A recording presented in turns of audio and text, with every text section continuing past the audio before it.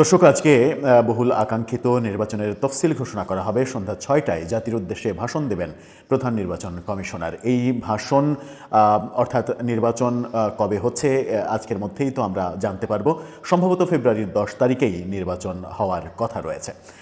সেরকম নির্বাচনের প্রস্তুতির দিকে যখন সবাই যাচ্ছে, তখন হঠাৎ করে অনেক দিনের বিরতির পরে আবার গত রাত থেকে যে প্রচারণাটা আমরা দেখতে পেলাম আওয়ামী লীগের, তাতে করে এক ধরনের পরিবেশ আবারও অস্থির হয়ে ওঠা, পরিবেশ নষ্ট হয়ে যাওয়ার পরিস্থিতির মধ্যেই বোধহয় দেশ যাচ্ছে।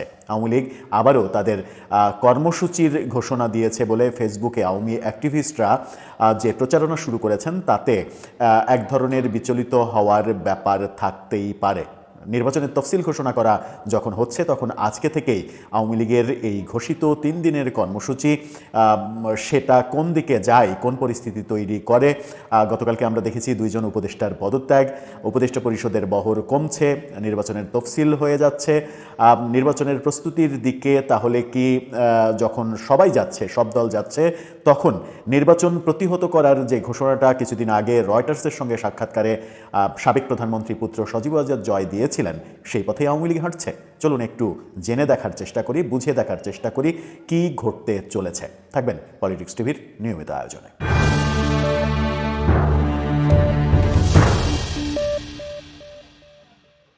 দর্শক, বলছিলাম নির্বাচনের তফসিল ঘোষণার দিন আওয়ামী লীগের কর্মসূচি আবার তারা মাঠে নিয়ে আসছে, এমনটা ঘোষণা গত রাত থেকেই আমরা দেখছি। গত রাতে ব্যাপক প্রচারণা আমরা দেখেছি।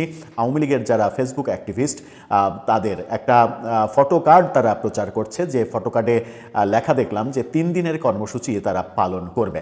সেই 3 দিনের কর্মসূচির মধ্যে রয়েছে আজকে তারা মশাল মিছিল করতে চায়। মশাল মিছিল তো সাধারণত রাতের আধারে হয়, তার মানে হচ্ছে যে আজকের কর্মসূচির টার্গেট তাদের সন্ধ্যার পরে, যখন কিনা তফসিল ঘোষণা হয়ে যাবে ঠিক তারপরে। তার মানে হচ্ছে তফসিলকে চ্যালেঞ্জ করা কিংবা নির্বাচনকে চ্যালেঞ্জ করার দিকেই আওয়ামী লীগ যাচ্ছে, এমনটা ভাবার কিন্তু অবকাশ রয়েছে। আগামীকালকে শুক্রবার তারা বাদ জুম্মা সারা দেশে মিছিল করবে, এরকম কর্মসূচি ঘোষণা দিচ্ছে। এছাড়া শনিবার সারা দেশে 13 তারিখ সারা দেশে তারা সকাল সন্ধ্যা লকডাউন কর্মসূচি পালন করবে। এর আগে আমরা নভেম্বরে এই ঘোষণা এরকম কর্মসূচি পালন করতে দেখেছি। নভেম্বরের 13 তারিখেই সম্ভবত সেই দিনটা ছিল, হ্যাঁ 13 তারিখে ছিল। সেই 13 তারিখে লকডাউনের ঘোষণার পরে 1 মাস পরে, ঠিক 1 মাসের মাথায় ডিসেম্বরের 13 তারিখে তারা আবারও লকডাউন ঘোষণা করলো। নভেম্বরের 13 তারিখের লকডাউনটা বেশ সফল হয়েছিল, কারণ সরকারের ব্যাপক প্রস্তুতি ছিল। সরকারের প্রস্তুতিটা এবং আড়ম্বরপূর্ণ যে ব্যাপারগুলো আমরা দেখেছিলাম, তাতে করে জনগণের মধ্যে একটা আতঙ্ক তৈরি হয়েছিল। সেই আতঙ্কটাকে কেন্দ্র করে বিশেষ করে রাজধানী ঢাকা শহর অনেকটা ফাঁকা হতে দেখেছি। এছাড়া দক্ষিণবঙ্গের ক্ষেত্রে আমরা দেখেছিলাম পদ্মা সেতুর ওই পারে এই পারে ব্যাপক জ্বালাও পোড়াও, গাড়ি ভাঙচুর, এই ঘটনাগুলো কিন্তু আমরা ঢাকার বাইরে দেখেছিলাম। 13 তারিখের লকডাউনটা অনেকে বলেন যে সরকারের প্রস্তুতির ব্যাপক প্রস্তুতির কারণেই, জনগণের মধ্যে আতঙ্ক তৈরির কারণে মানুষ ঘর থেকে বের হওয়ার সাহস পায়নি। সেই দিক থেকে আওয়ামী লীগ দাবি করতে পেরেছে যে তাদের লকডাউনটা সফল হয়েছে। এরপরে 17 তারিখে শেখ হাসিনার রায় ঘোষণা করা হলো। সেদিন এবং তার আগের দিন তারা শাটডাউন কর্মসূচি পালন করেছিল, যদিও সেই ব্যাপারে খুব একটা যে সফলতা এসেছে সেটা আমরা দেখিনি। অনেকে এই যুক্তিও সামনে নিয়ে আসেন যে এর আগে আওয়ামী লীগের সময় দেলোয়ার হোসেন সাঈদীর অপরাধের মামলায় যে রায় হয়েছিল, সেই রায়ের পরে সারা দেশে যে পরিমাণ বিক্ষোভ হয়েছিল, বগুড়া, পিরোজপুর বিভিন্ন এলাকায়, এবং প্রচুর মানুষের মৃত্যুর ঘটনা ঘটেছিল। এরপরে দেলোয়ার হোসেন সাঈদীকে চাঁদে দেখা যাওয়ার ঘটনাকে কেন্দ্র করে নানা ধরনের সংঘর্ষ ছড়িয়ে পড়েছিল, এবং দেলোয়ার হোসেন সাঈদীর ওই রায়কে কেন্দ্র করে সারা দেশে যে ব্যাপক প্রাণহানি ঘটনা ঘটেছিল।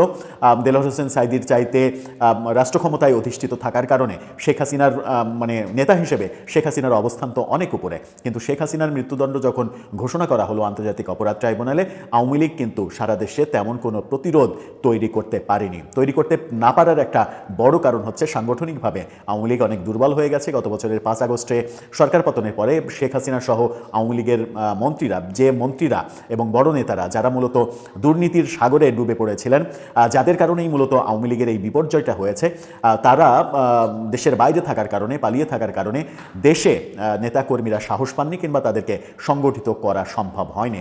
কারণ দেশে নেতাকর্মীরা যারা অবস্থান করছেন তাদের মধ্যেও তো একটা গ্রেপ্তার আতঙ্ক, মামলা আতঙ্ক, নানা ধরনের মব আতঙ্ক, এই আতঙ্কগুলো কাজ করছে। সেই আতঙ্ককে পাশ কাটিয়ে কিংবা ওভারকাম করে তারা খুব একটা সফল হতে পেরেছে বলে মনে হয়নি 17 তারিখে শেখ হাসিনার মৃত্যুদণ্ড ঘোষণা হওয়ার পরেও। এবার ডিসেম্বরের 13 তারিখে তারা যখন আবারও লকডাউন ঘোষণা করলো, তার আগের 2 দিন তারা মিছিল সমাবেশ এগুলো করার ঘোষণা দিল। এখন আওয়ামী লীগের কর্মকাণ্ড কিন্তু নিষিদ্ধ, সুতরাং ঘোষণা দিয়ে তারা কর্মকাণ্ড পালন করা এটা কিন্তু একটা বড় ব্যাপার। এর আগেও আমরা দেখেছি ঘোষণা দিয়ে তারা লকডাউন পালন করেছে, ঘোষণা দিয়ে তারা শাটডাউন পালন করেছে। শাটডাউনটা খুব একটা সফল হয়নি, লকডাউনটা সফল হয়েছিল, যেটা বলেছি যে সরকারি এক ধরনের তাদের সফল করে দিয়েছিল লকডাউনটা। গত নভেম্বরের 13 তারিখে যে লকডাউন, সেদিনের প্রেক্ষাপট ছিল যে আদালতে সেদিন শেখ হাসিনার মামলার রায় কবে হবে সেই তারিখ ঘোষণা করার তারিখ ছিল।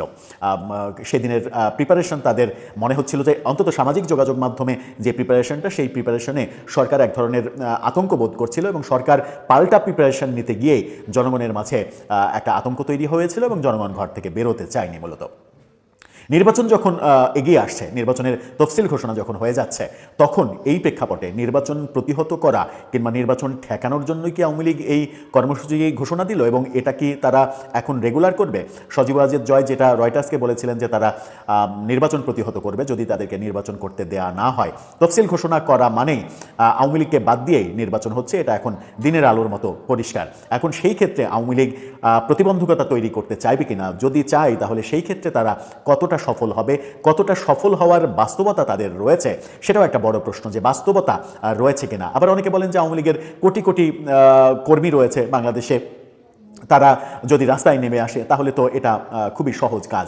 কিন্তু আওয়ামী লীগের যে কর্মীরা রয়েছেন বাংলাদেশে, তারা কতটা ইচ্ছা পোষণ করবেন রাস্তায় নেমে আসার ক্ষেত্রে, সেটা একটা বড় বিষয়। সম্প্রতি প্রথম আলোর যে জরিপ আমরা দেখেছি একদিন আগে, সেই জরিপে মানুষের যে মতামত, 69.2% মানুষ চাইছে, বিভিন্ন শর্ত দিয়ে হলেও কিছু কিছু মানুষ তারা চাইছে আওয়ামী লীগকে নির্বাচন করতে দেয়া হোক।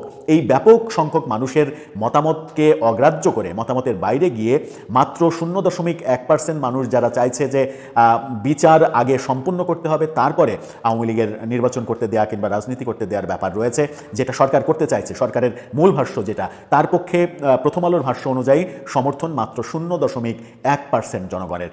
সেই একেবারেই নিতান্ত গুটি কয়েক মানুষের সমর্থন নিয়ে সরকার কতটা সফল হতে পারে, সেটাই এখন দেখার বিষয়। দর্শক, আপনার কি মনে হয় আওয়ামী লীগের এই যে কর্মসূচি ঘোষণা করা, এটা তারা কি বাস্তবায়ন করতে পারবে নাকি বাগাড়ম্বরের মধ্যেই থাকবে, অনলাইনে ঘোষণার মধ্যেই থাকবে, আদতে বাস্তবে কিছুই হবে না? কোনটা আপনি মনে করেন? যদি কিছু হবে মনে করেন, তাহলে কি আমরা একটা ঘোলাটে পরিস্থিতির দিকে এগিয়ে যাচ্ছি?